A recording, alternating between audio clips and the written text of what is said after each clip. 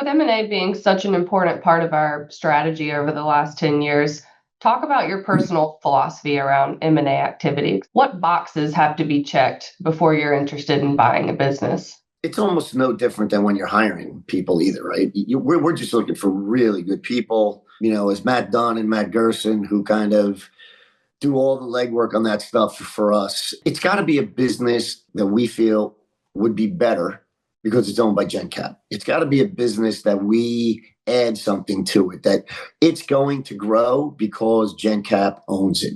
I mean, we've walked away from, oh my God, hundreds of deals over the last 10 years, just because we didn't think it fit the bill, just because the owners didn't have a growth plan, because the owners wanted to walk away.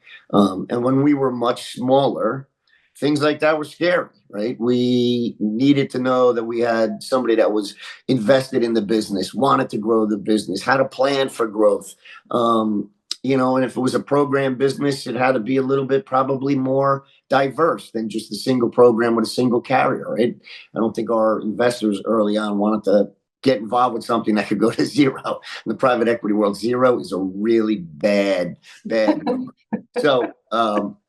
So we were very cautious at the beginning, and it was about the people. And so when we bumped into somebody that we thought was going to be a terrific partner with us, that was going to add value, that we were going to add value to their firm, and whether that had been at the time new carrier relationships, access to more product, technology, straightening out their capital structure, whatever it made sense for them, as long as it made sense for us, then we would get very aggressive, and we were very successful in pinpointing the deals that we wanted and getting those done. And quite frankly, the ones that we got done early on, God, they were long time old family-owned businesses that never wanted to sell, but for whatever reason, the time was right. And frankly, a bunch of them we had a relationship with for years. Right? And you could point to the NIF acquisition, for example, right? I mean, I had chased those guys at my other companies for years, known Mark Marr and Mike Orlando and others for decades, frankly.